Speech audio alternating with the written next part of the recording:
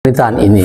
100 hari ini akan menentukan apakah Prabowo akan sukses mengentaskan kemiskinan, ya, menghentikan PSN yang menyusahkan rakyat, atau dia akan tenggelam karena persoalan yang banyak. Ini di mana seorang Prabowo itu menggantikan Joko Widodo atau Presiden Jokowi, yang menurut kami, menurut kita semua ini adalah beliau menyisakan suatu problem besar pada pemerintahan yang terdahulu 2 periode, yaitu 10 tahun.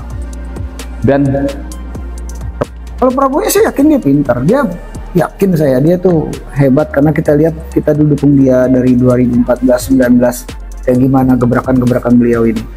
Jadi saya yakin dia bisa, tetapi harus dibantu, tidak bisa dia sendiri itu, Bang. Nah, kalau saya melihat kan ada beberapa menteri yang tersandra juga, Bang.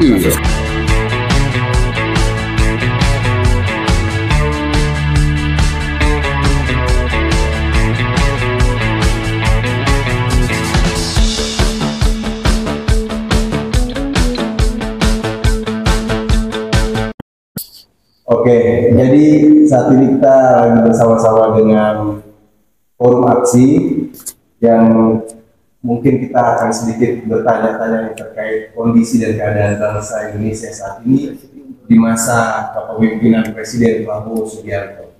Dimulai dari Bang Dr. Ihsan Rafiq, saya ingin bertanya, bagaimana pendapat Bang Ihsan terkait kepemimpinan Presiden Prabowo Subianto pada saat ini? Apakah mungkin Presiden Prabowo Subianto dapat mengentaskan kemiskinan yang ada di negeri ini? Silakan. Oh, terima kasih Muhammad. Ya, kita memang harus serius melihat 100 hari Prabowo, pemerintahan ini. 100 hari ini akan menentukan apakah Prabowo akan sukses mengentaskan kemiskinan, ya, menghentikan PSN yang menyusahkan rakyat, atau dia akan tenggelam karena persoalan yang banyak. Ya, sekarang kita tahu, ya, Prabowo diwariskan oleh Jokowi sebuah keadaan yang sangat berat. Yang pertama adalah utang negara yang menggunung, ya, yang mencapai 8.800 triliun, kemudian telah bertambah selama bulan Juni sampai akhir Oktober dengan 600 triliun lebih. Jadi sudah mencapai 9.000 triliun utang negara ini. Bila diakumulasi dengan utang BUMN, kerugian Pertamina, kerugian PLN dan lain-lain, maka ini bisa mencapai 10.000 triliun lebih. Ini berat. Itu satu.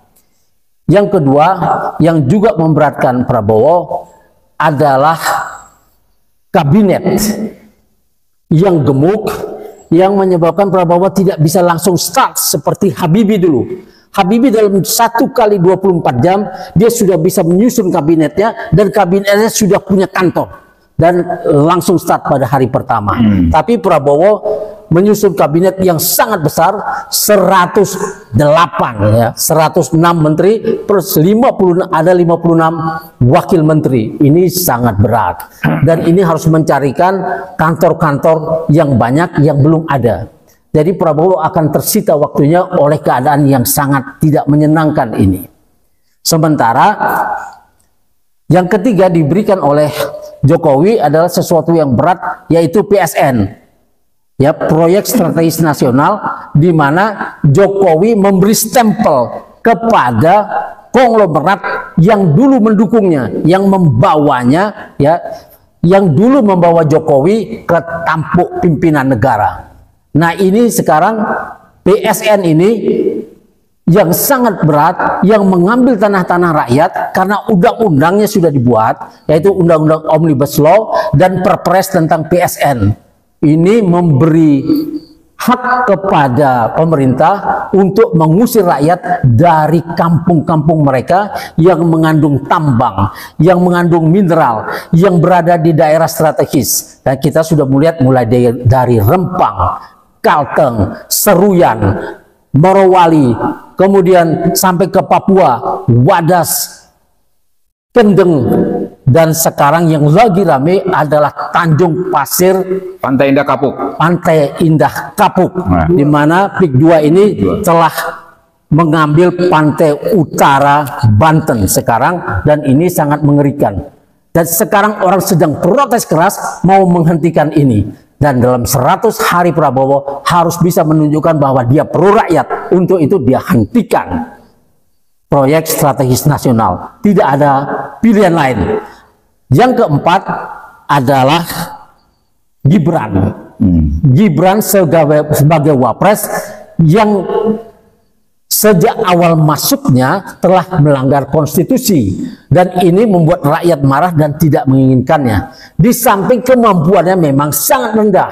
Ini terbukti ketika dia berada di Kalteng menyambut, ya, datang kepada sebuah hajatan MTQ.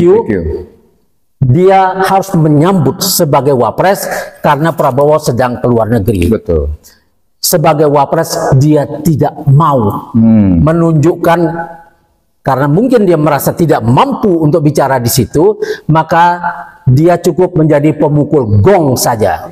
Nah, ini sebagai pemukul gong ini bisa dilakukan oleh tukang ojek, oleh tukang panggul dan lain sebagainya. Bukan seorang wapres. Tapi sayang sekali, kita boleh saja dia memukul gong, tapi habis itu berilah sambutan di situ, karena dia diharapkan memberi sambutan. Begitu ya? Ya, betul. Ada Juju di sebelah saya, Ya. mungkin dia bisa menjelaskan lebih jauh. Silakan. Assalamualaikum warahmatullahi wabarakatuh. Terima kasih rekan Dr. Ishak Rafiq, begitu. Dan rekan saya juga ada Dr. Vicky. Dan rekan saya juga ada di sebelah kiri, yaitu, silakan kenalkan. Oh, saya Satur, Muhammad Satur Daya, Iya, dari alumni mana? dari alumni 4 Iya. tergabung dalam forum aksi. Siap. Nah, pemirsa, kami mewakili dari Forum Aksi Forum Alumni Kampus seluruh Indonesia, dan saya sendiri jadi alumni Fakultas Hukum UI, menyoroti apa yang sudah diungkapkan oleh rekan saya, yaitu tentang pemerintahan katakanlah Prabowo yang belum sumur jagung saat ini, ya, baru sekitar belum sampai 1 bulan. Ini kami lebih menyoroti sebetulnya hal-hal yang berkaitan dengan peralihan pemerintahan ini, di mana seorang Prabowo itu menggantikan Joko Widodo atau Presiden Jokowi, yang menurut kami, menurut kita semua ini adalah beliau menyisakan suatu problem besar pada pemerintahan yang terdahulu 2 periode, yaitu 10 tahun. Dan Kalau Prabowo saya yakin dia pintar, dia yakin dia tuh hebat, karena kita lihat, kita dukung dia dari 2014-19 kayak gimana gebrakan-gebrakan beliau ini. Jadi saya yakin dia bisa, tetapi harus dibantu, tidak bisa dia sendiri itu, Bang. Nah, kalau saya melihat kan ada beberapa menteri yang tersandra juga, Bang, kasus-kasus korupsi, ya kan, memberantas korupsi bagaimana. Sementara ada 6 menteri ini kan kementerian yang memang koruptor kan, gitu. Nah, jadi itu tersandra mereka ya, tersandra, ya kan. Jadi mungkin entah itu memang ada MOU atau bagaimana, kita ya nggak tahu di situ, karena kita mau ngecek ke sana kita nggak punya akses kan ke Prabowo, nggak mungkin juga Pak Prabowo mau cerita seperti itu kan. Jadi kalau menurut saya langkah awal adalah beresin dulu pertama koruptor, ya, karena kalau memang koruptor itu diberesin, ada yang ditangkap-tangkap, jangan yang cuma receh-receh, yang gede yang hajar ratusan triliun, ribuan triliun itu dihajar, Bang. Kalau itu dihajar otomatis indeks saham Indonesia juga IHSG ini akan turun dan mata uang akan ikut melemah. Maksudnya dolarnya melemah, rupiah jadi menguat, kan seperti itu. Nah, kalau itu nggak dilakukan dulu, bagaimana mau menguatkan ekonomi? Ya, kalau misalkan ini inflasi begini naikin suku bunga, aduh, itu capek cerita kayak gitu, udah lagu lama, ya kan? Walaupun itu nanti akan ada seperti itu, tapi itu kalau menurut saya langkah awal dia harus berantas korupsi. Koruptor-koruptor yang besar-besar tangkapin, jelasin penjara, miskinkan, tarik asetnya, masukin ke kas negara. Jadi contoh kasus ya, misalnya saya tanya ya, kasus Lembong ini kan masih kasus yang kecil kan? Dia kan bisa menimbulkan domino efek yang lebih besar lagi. Wah, banyak. Termasuk tadi yang domino Vicky efek, bilang iya. menteri-menteri itu. Iya, banyak, Bang, kasusnya. Mungkin kalau kita sebut nama seperti siapa yang ketumpan ini kan, Zulkifli Zulkifli Hasan ini kan juga terlibat. Iya. Iya kan? Banyak kasusnya. Pak Erlangga dan sebagainya. Tapi kan kita lihat langkahnya Prabowo. Nah, Kalau sekarang saya sih lagi menilainya, hangat Bahlil. iya Bahlil lagi ya kan. Jadi ini Jadi saya melihatnya sampai kinerja dia 100 hari ke depan. Ya. ya Saya sudah akan tunggu di situ 100 hari. sangat tajam Ya. Vicky melihat masalah ekonomi ini. Ya kalau tadi disinggung Lembong, Tom Lembong ini kan satu kasus yang sudah sampai ya, sudah ada berkasnya. Betul. Jadi tidak bisa mundur. Tapi Lembong semua menganggap bahwa Lembong tidak bersalah dalam urusan ini. Iya. Maka saya sarankan kepada Lembong lawan aja, lawan di pengadilan. Jangan sampai terjadi keputusan di luar pengadilan dan Lembong tidak jadi diadili, sehingga Lembong tidak bisa mengungkapkan apa sebetulnya yang Dan besok terjadi. Senin Ya. itu sudah masuk pra peradilan. Nah, Kasus itu. tadi. Iya, Pak Prabowo Nah, besok. dilawan itu Maksud saya, 7 hari ya, sudah akan ada ya. putusan. Maksud saya, setelah Lembong diadili ini, maka ada tuntutan. Iya. Semua menteri-menteri perdagangan ini, ya, itu yang punya kasus, Iya. juga termasuk Erlangga Hartarto dalam urusan ekspor minyak goreng dan lain sebagainya, ya, dan kayak gitu-gitu Betul. harus dibawa ke pengadilan juga. Dan inilah yang ditunggu oleh Civitas Akademika, kampus. Ya. Jadi mungkin Satur punya pendapat yang lebih tajam. Silakan Bang Satur. Buat bisa Kasih mic-nya Bang, ke sana Bang. Mic Abang ini. Ini. sebagai korban saya sudah ungkap sama Bang Ishak, Bang Juju dan Bang Vicky. Jadi saya terakhir nambahkan sedikit aja. Jadi permasalahan semuanya udah tahu bahwa ini Prabowo janji pidato presidennya apakah bisa terwujud atau tidak dengan kondisi sekarang. Kami yakin tidak terwujud karena apa? Karena masih ada Jokowi dan Fufu Fafa. Ya. Jadi kalau Jokowi masih ada dan Fufu Fafa masih ada, Prabowo apa yang dipidatokan itu nggak akan terwujud. Kami yakin itu. Makanya kami dorong Pak Prabowo supaya cepat mengandangkan Jokowi ya. Jokowi ini banyak hal-hal yang bisa dipidanakan ya. Habib Rizik aja bicara dia sehat, tahu bisa dipidanakan. Iya. Ini Jokowi aja jasa palsu aja, ya, lebih parah lagi ya. Iya. Dan kehancuran negara. Iya, Mengajukan negara. Menteri-menterinya apakah tidak perlu dibawa juga ke pengadilan yang terlibat? betul. Tapi yang penting Jokowi dulu kita selesaiin Bang ya. Jokowi Harus itu. dengan jasa palsu ya, ya. Dengan pembunuhan KM 50 ya, dengan pembangunan IKN yang melanggar cara prinsip keuangan yang janji tidak pakai APBN, pakai APBN.